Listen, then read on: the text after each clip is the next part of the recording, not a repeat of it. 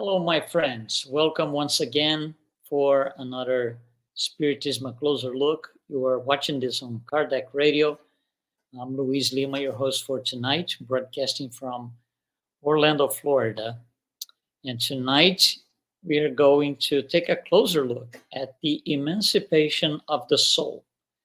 What we are going to be discussing here is in chapter 8 of the Spirits book. There's a lot of information in there. So what we're going to do here is an overview of the emancipation of the soul. So first thing, what is it? What exactly does it mean? What is emancipation of the soul? Well, let's just try to define what it is. We could say that it's a process in which the soul disengages from the body and becomes more freely available to enter a more, let's say, direct relationship with other spirits. So it's the soul like gets freed up, not completely. You can never have full disconnection, but the soul is more freely available for a spiritual experience. And once disengaged, the soul has this, I would say, expanded sensibility as if each of the five senses had acquired increased ability. So it's like, you see a lot more, you hear a lot more. The five senses become really increased. That's the consequence of the soul disengaging from the body.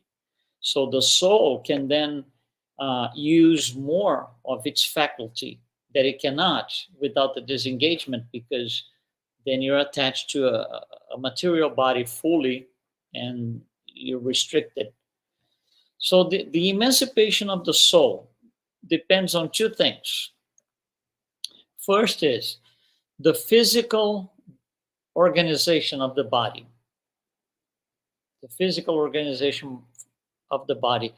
And because each one is different, the experiencing emancipation of the soul is different for everyone. It becomes a personal experience. You can't really transfer over or feel something for somebody else. You can't. So that's one thing that the emancipation of the soul phenomena depends on. The second thing is the action of a magnetic agent, which is what makes it happen.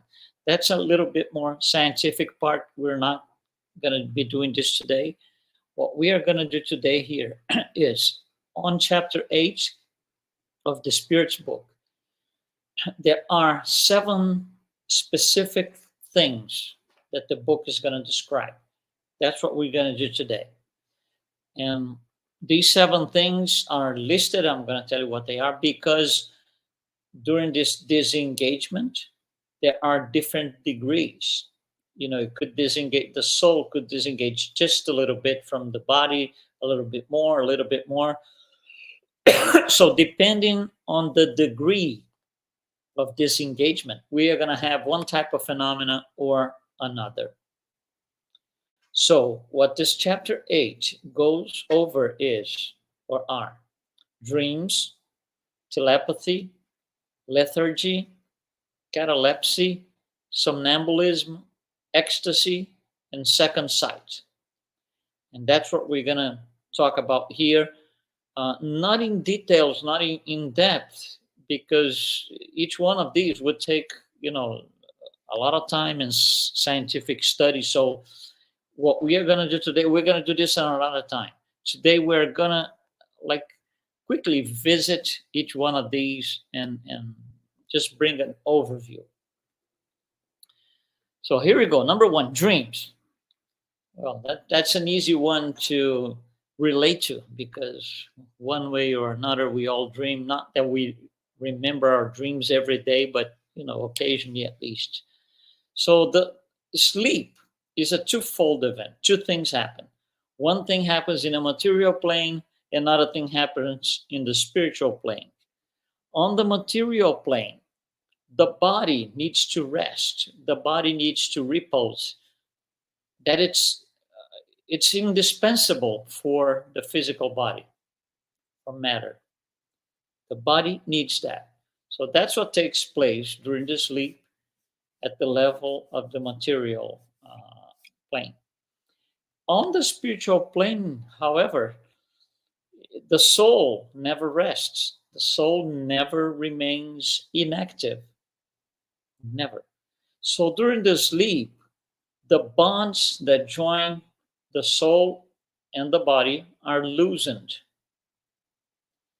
And the soul temporarily leaves the body and will participate or take part in activities in the spiritual world. And the dreams are the memory of that. The dreams are the memory of what was seen in the spiritual world. If retained, not everybody can retain. So that's what dreams are, without going too far, because on dreams alone, we could spend at least a couple hours here. But that's not the point today, okay? So we are just talking about the emancipation of the soul in general. So that's what dreams are. The memory of what happened when the soul disengaged and went to do something in the spirit or spiritual world. Number 2, telepathy. Well, telepathy relates to the transmission of thoughts between spirits or people. So we just talk about dreams and sleeping.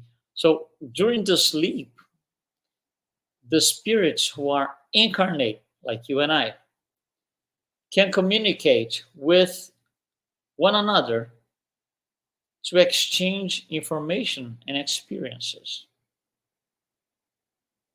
So we can, at the spiritual level, trade information with somebody else, with another person. And the same occurs when we are not sleeping. We are fully awake. That's what telepathy is. Telepathy is the transmission of thoughts between spirits or people when they are fully awakened. So it's not a dream. It's not something like that. No, we are fully awakened, and you might think about somebody, and that somebody calls you on your phone at that same time or a few seconds after. It's that kind of thing. So now note that, throughout history, and we have several interesting examples throughout history, here and there, the same idea pops up in different places of the world at the same time. We've had reports from several scientists, several people who discovered important things, who made important discoveries. And they will say, well, I went to sleep and, I heard this from that person and so on. So, and that person is also sleeping somewhere else. We hear from music composers a lot. Oh, we were talking, my partner and I were talking and we went to sleep. I'm sleeping here, he's sleeping someplace else. And we were about to, compose a song or a music.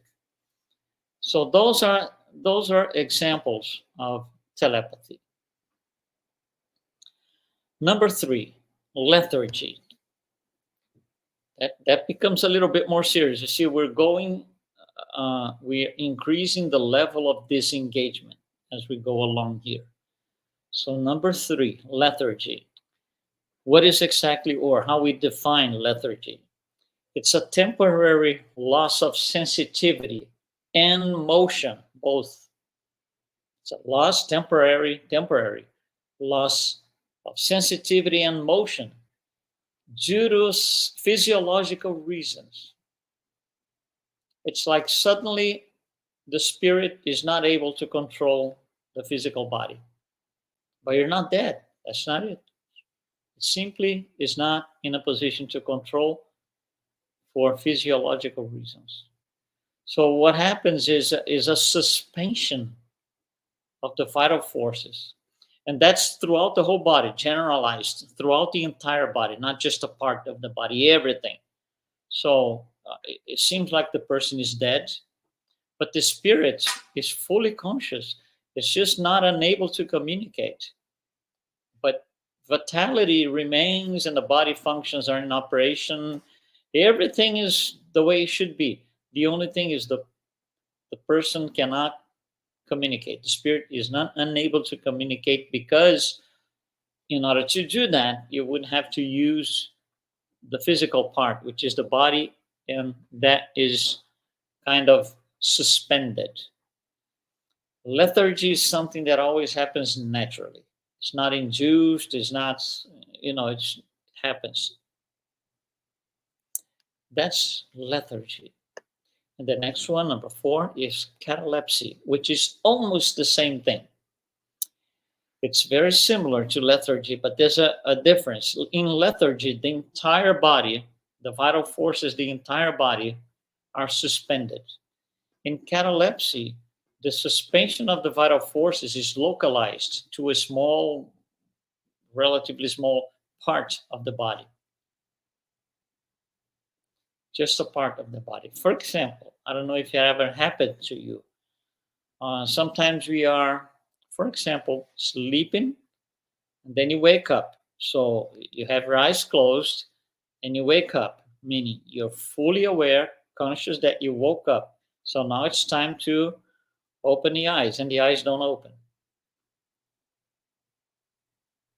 That's a short sample example of catalepsy. Catalepsy, when we think about the word, we usually think about something that lasts a long time, not just trying to open my eyes, but something that takes, a very long time. But again, it's a part of the body. It could be a small part, large part of the body, but it's not the entire body. And this is a spontaneous, mostly. It's a spontaneous process. However, it could be induced by magnetic action. If it is induced by magnetic action, it could be also undone by the same magnetic action. So that's catalepsy. Number 5, somnambulism. That's a little bit more interesting. What is exactly somnambulism? We could say, in a few words or shortly, that it's a state of independence of the soul. Again, detachment, right? Not detachment, disengagement. So it's a state of independence of the soul that manifests during sleep, but it's more complete than in dreams. So it's like the next level up from dreams.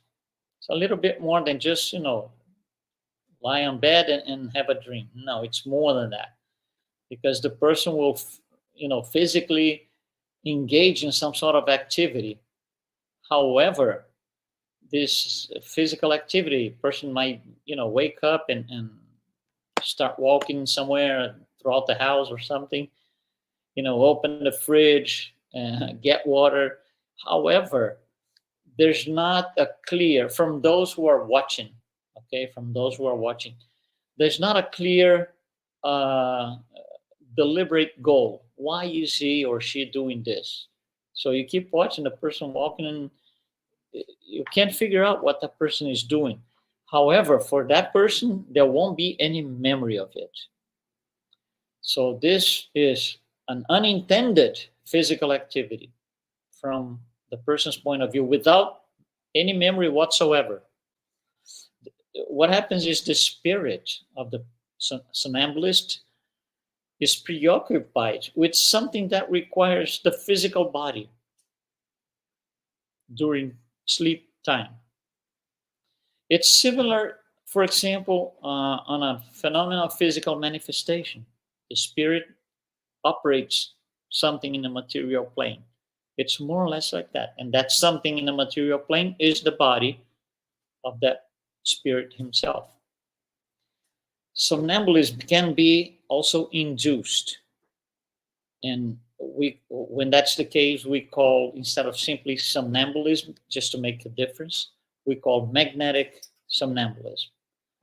So when we see magnetic somnambulism, it was induced. Now, one interesting thing is when you ask the somnambulist next day, for example, what was that? He's going to say, that what? Nothing happened. I just slept. I have no idea. Now, more interestingly, from their point of view, they don't see things from a punctual remote location, as if you were looking, for example, from here, some sort of scene happening. So if you look at a scene happening from a distance, could be a short distance, but you're not really part of that. That's not the case with somnambulists.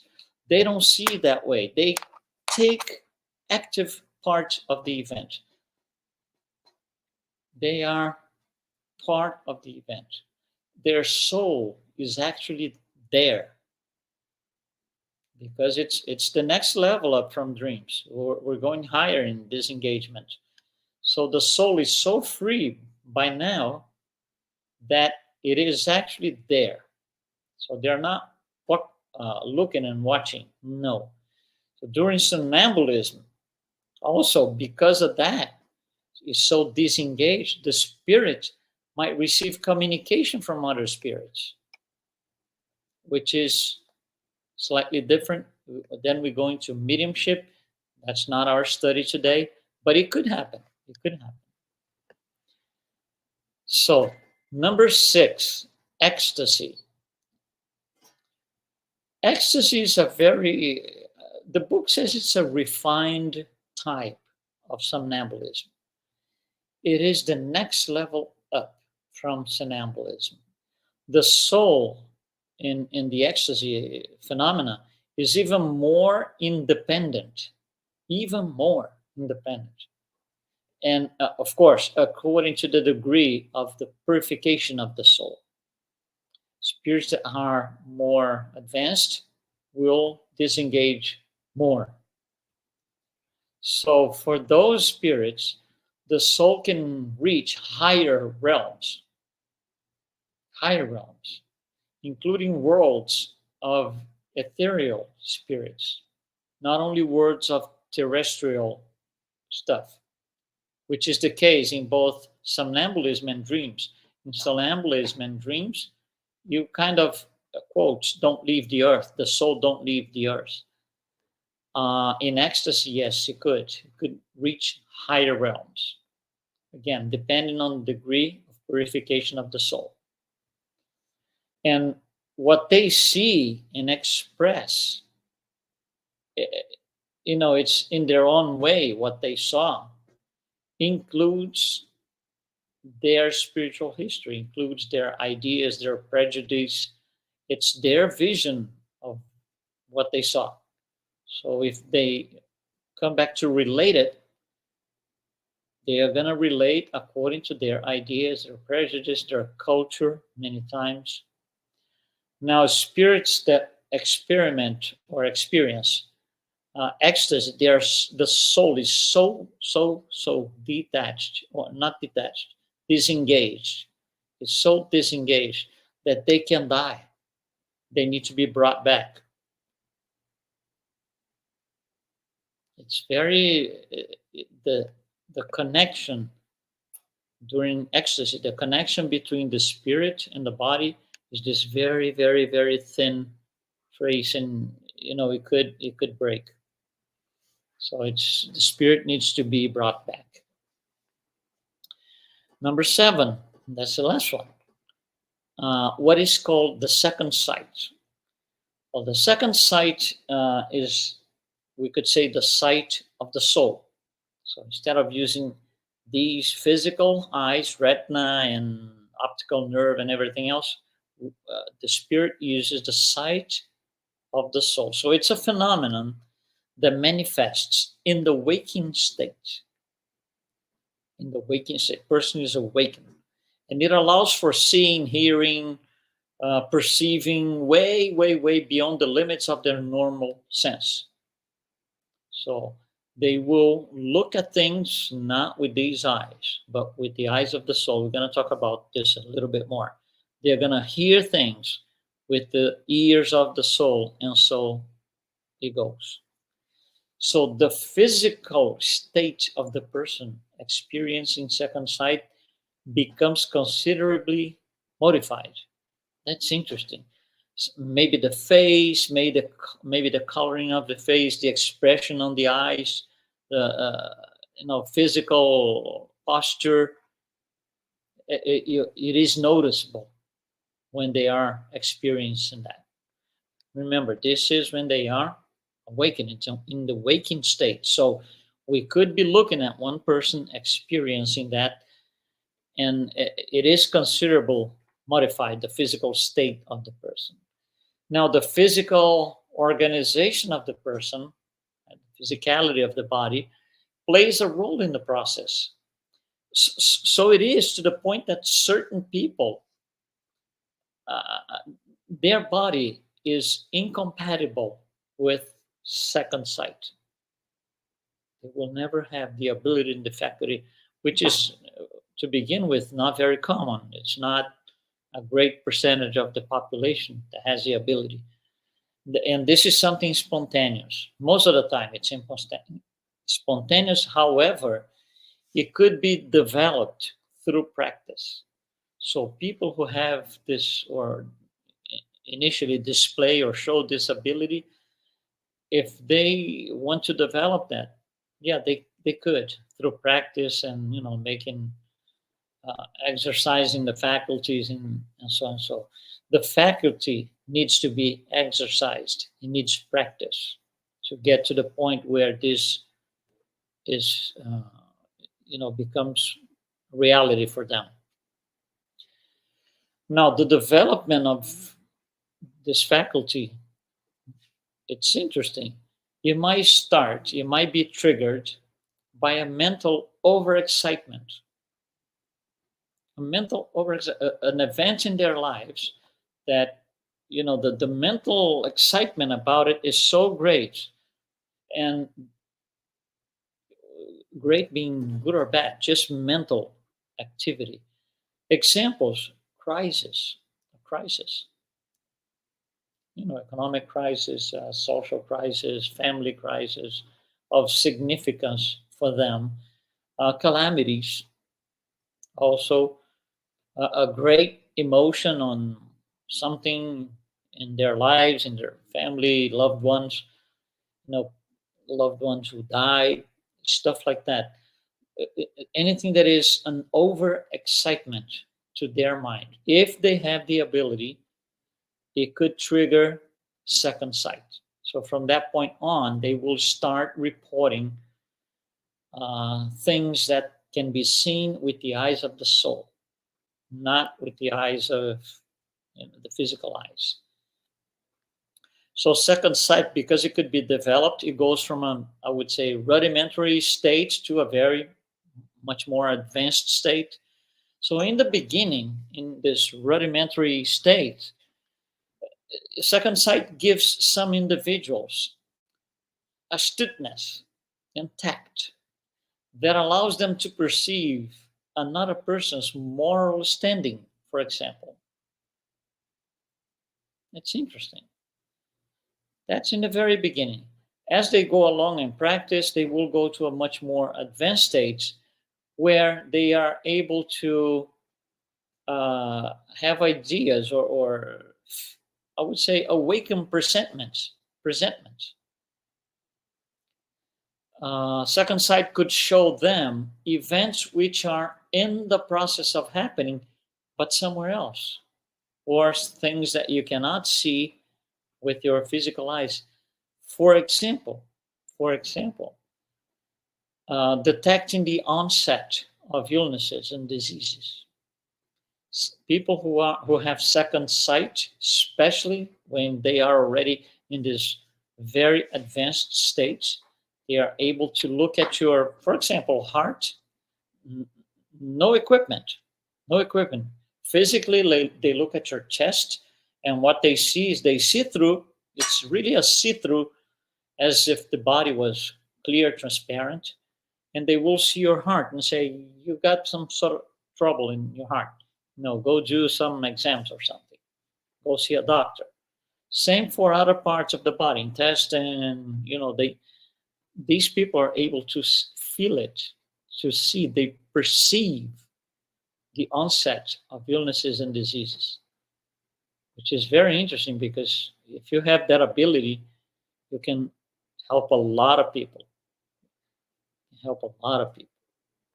So these are, like I said, these are simple things that we wanted to bring, very superficial overview, because if we're going to talk deep about each one of them, we can make one full program of each one of them, which we're going to be doing in the future. But that's it. That's emancipation of the soul. So for most of us, for those who do not have any special abilities, the dreams are our reference. Okay. I wanted to also tell you about this kardecflix.com, which I've mentioned here sometimes. It's a new platform full of information on spiritism, full of spiritist resources. They got movies, interviews, audio content for all ages. It's something very interesting. It's a website that you can spend time on. Absolutely, there's so much information in there, and I really urge you to take a peek. Go there, spend some time, and you're gonna see the amount of resources that you're gonna be finding in there. I want to thank you very much for being with us today, and we will be here next Wednesday at 7 p.m. Eastern Time. Thank you so much. Be aware.